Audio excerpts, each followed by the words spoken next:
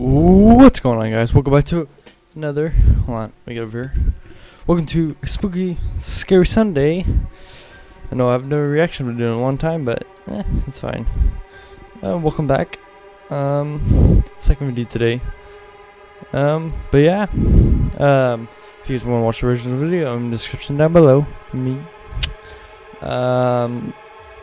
Also, this is by Mr. Nightmare. Also, let me put this on. There we go. Also, this is called 3 Nightmares, Zoom calls, horror stories. Let's get. Oh yeah, make sure to subscribe, like, and comment down below.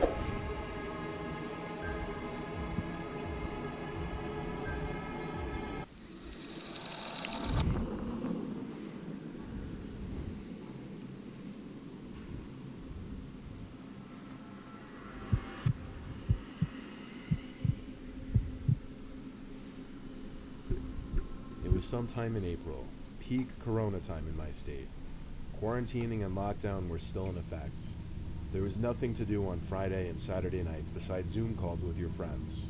It was like a week after I finally hopped on the wave and agreed to jump on a Zoom call with my 4 friends, Ashley, Haley, Sylvia, and Alexa. It was a Friday night, and it was supposed to be our little Zoom drinking party. We were going to be playing drinking games and just staying up until the early hours of the morning. Ashley shared the link to join the Zoom call in our iMessage group chat. We joined one at a time. First Ashley, then me, then Haley and Sylvia. It seemed they were all on their laptops. I was the only one on my phone, so I switched to my laptop as well. It took a little while for Alexa to finally join, but when she joined, her screen was black. We all joked around, chanting Alexa's name and whatever, asking her what's up with her webcam. She started typing into the text chat of the Zoom call, saying she didn't know what was wrong with her webcam and microphone, that it said both were offline. No. We continued to joke around about it, but also tried helping her, though we didn't really know how to be of much assistance with that. Eventually she typed in the chat, "BRB, I'm gonna go try to figure this out." So we all went on to our drinking and just chatting on our video chat, while we figured Alexa was doing whatever to try to fix her computer. But something randomly happened sometime into our call. Something completely unexpected that kind of scarred all of us. Alexa's cam suddenly started working, and her box went from black to showing an old creepy man doing something I really don't want to repeat. When he noticed the camera turned on, he jumped to close the laptop, and the screen went dark again. The 4 of us screamed and started freaking out. We tried calling Alexa, but now it seemed her phone was off. We didn't have her mom or sister's number, so we all agreed to drive over to Alexa's place to see what was going on. Her mom answered the door in her robe, looking concerned. We asked her if Alexa was home. She said yes and called her down. Alexa never responded, though. Her mother said she had just gotten home an hour ago, but that Alexa's door was locked half an hour earlier. We all explained what happened on the Zoom call, and she freaked out and ran upstairs to bang on Alexa's door. That got no answers. We all got a sickly feeling when we realized what could be going on. Alexa's mom called the cops that second, and when Officer Perry showed up, we told him everything. He called for backup and went upstairs to knock on the door and tried to reason with whoever could be in there. When there was no response, he began to kick the door down. When he finally broke through the door, there was no one on the bed. The laptop and phone were left on the bed, but no one was in the room. The window was wide open, enough for someone to crawl through and hop outside down to the awning roof below. We all found Alexa in the basement minutes later. She was hiding under a blanket in the corner of the room. She said when she was home alone, she saw some older man with a big knife sticking out of his pocket in the living room, so she snuck down to the basement and hid. She didn't know when it was safe to come out of hiding, as she couldn't hear her mother getting home. Police backup finally showed up, and the information of the break-in and the man was sent to the local news outlets to alert people to be on the lookout. It's crazy how that Zoom call might have saved Alexa and her mother's lives. See, Zach, why you don't... So why you carry a gun in your house? Or a weapon on you at all times, people? your damn doors locked.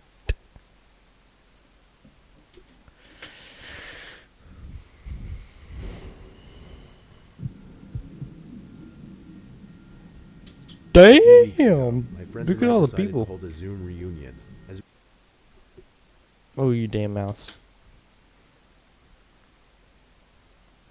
Speaking we of had not which, seen each other for quite we some had a time, party and all last of us night. finally It had the was time lit.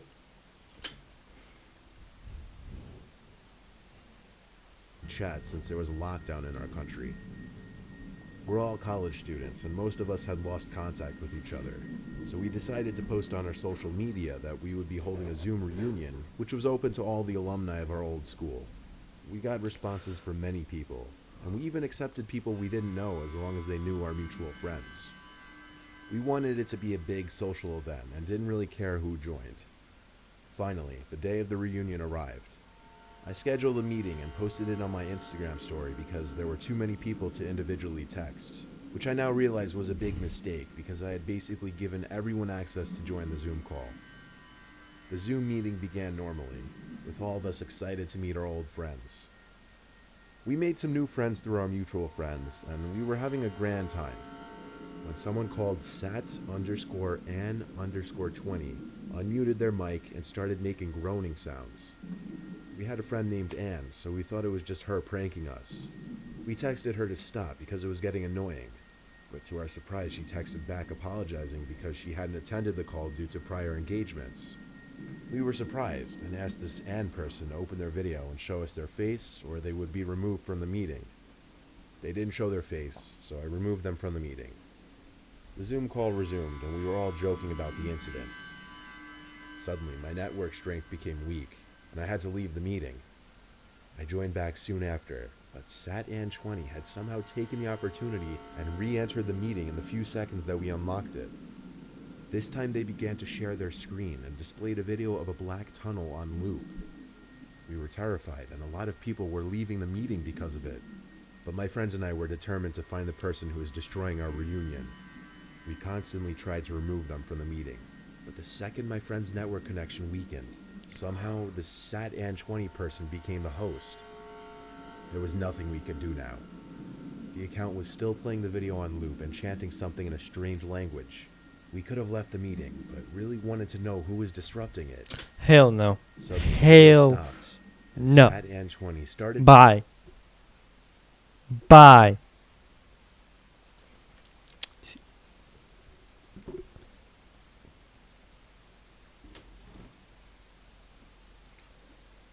Pretend this piece of cloth is the computer. Or whatever they're using. You just do. Hell no.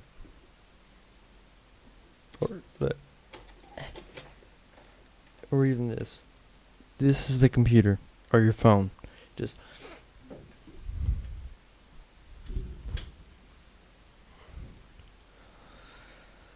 Talking in a distorted voice about how my brother Rav had completed the ritual and attained salvation, and we could take their help and do the same too. Here's the thing. I had a twin brother who died before birth. My parents had wanted to name him Rav. They told me when I was very young about his prenatal death and begged me to never talk about him. Only my grandparents and parents knew about him, as the subject was too painful to disclose to others. I had always wanted a twin, and blaming myself for his death, I never told anyone about him. Soon after we had moved to a new city, I was certain the only people who knew about my brother. Ooh, this one's pretty good. I don't know about this. This is pretty good. Oh, hell no. They're in the city were my parents. Because you can't do nothing about it when it's online. I had not told even my best friends about him. I had no idea how this SatAn20 person knew about him. They truly had no way of knowing that I knew about. With shaking hands, and now without a doubt convinced that this was a supernatural occurrence, I wordlessly exited the meeting. I do not know what happened afterwards. I didn't respond to my friends' texts and have since not talked to them. To this day, I know this is an experience I will not soon forget.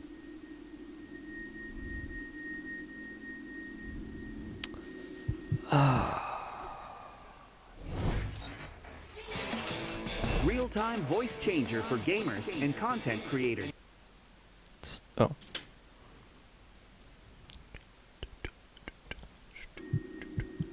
In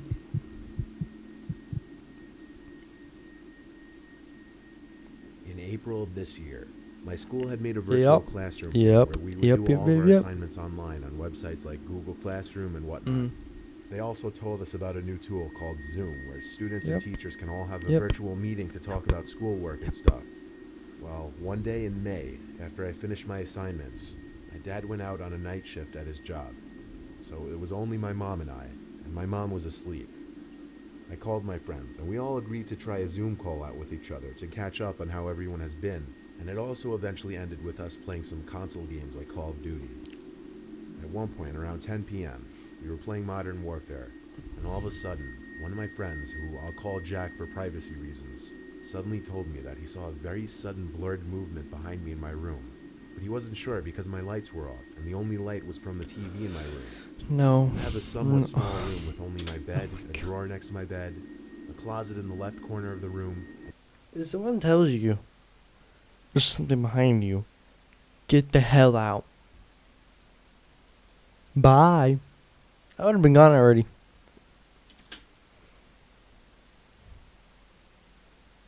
My TV in the front. Oh, hell no. That's when I noticed that my pillow was on the floor. I went over to pick it up, and I just dismissed it, thinking it accidentally fell or something. So I just went back to play with my friends. About 10 minutes passed by, and Jack once again says he swears he sees movement behind me in my room. When I turned around, I saw that the pillow had fallen again in the exact same spot. This time I became anxious because I knew 100% I put the pillow in a place that it couldn't possibly fall without someone or something moving it. I bend down slowly to pick it up, and then I hear Jack scream. I put the pillow on the bed and rushed over to my laptop sitting on my chair to ask him what was wrong. All he said was to look under my bed, and I saw it. I saw two glowing eyes which were lit up by the TV screen. Once the person realized that I saw them, they immediately jumped out and tried to grab me. I instinctively swung my arm at their head, and I hit him right in the nose. He looked to be at least 45 and had long, bright, straight hair that looked like it hadn't been cut or washed in at least a year. He had a scratchy-looking beard and was a very skinny but tall guy. He looked to be about 6'3". He fell onto my bed, and I could see his nose was bleeding, so I took my chance and ran to my mom's room and locked the door. I could hear his footsteps stomping through the house, coming towards the room, so I immediately told my mom to call the police, despite her groggily shouting at me to tell her what was happening. She called the cops, and by then I could hear his footsteps as he was going from room to find where I went. When he came to the room we were in, he tried the handle, and when he saw it was locked, he knew we were in the room. But he didn't bang on the door like I thought he would.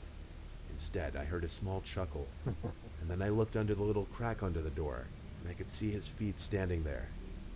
As soon as I looked under, he looked through the crack as well, and I could see his bloodshot eye. I also saw a couple drops of blood on the floor, and then on the other side of the door, I heard "You'll pay for that" in a psychotic, high-pitched, childish voice.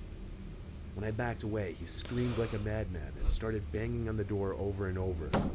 I started covering my ears, trying to shut the sound out. I could see my mom crying. Just then, we hear the sirens outside, but the man doesn't stop banging and shouting. The police knock on the door, and when they hear the man, they immediately knock the door down and come in, literally like something from a movie. I heard the man stop, and I thought the police already got him. When I opened the door, I saw the man facing the two officers, looking like he was going to attack them. When he stepped towards them, one of them shot a taser at him, and he immediately fell and started shaking violently. They cuffed him and took him out to the car, and a third officer came to question me and my mom. I told him the whole story, and then the three officers started searching for the place of breaking and entering, and it turned out that he had broken in through the window in my dad's office room, and they found a small axe and drill under my bed in my room. We later found out this man wasn't documented, and no one knew who he was. He didn't appear to have any family. He was sent to a mental institution, but that's not the worst part. The police later tried to find out where the man originally lived, and all the man told them was that he lived in the woods near my home. When the police went searching for his home for any evidence, They found a small secluded area in the woods with a small wooden shack. When they went in, they told us that they found multiple weapons, bags of old food, and worst of all, 2 pictures of me. One of me asleep, which was taken from inside the house outside my bedroom door, and one of me eating dinner from outside the window. I hope nothing like this ever happens to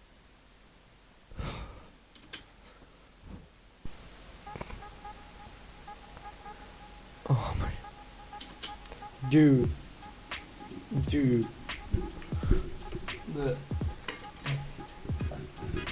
Dude, I'm getting goosebumps. Oh my gosh, guys, I'm getting goosebumps from that one. Thank you guys for so much for watching this video. If you liked it, make sure to go check it out. Go check Mr. Nightmare out. And also, what do you call it? Subscribe, like, comment, and remember, our goal is...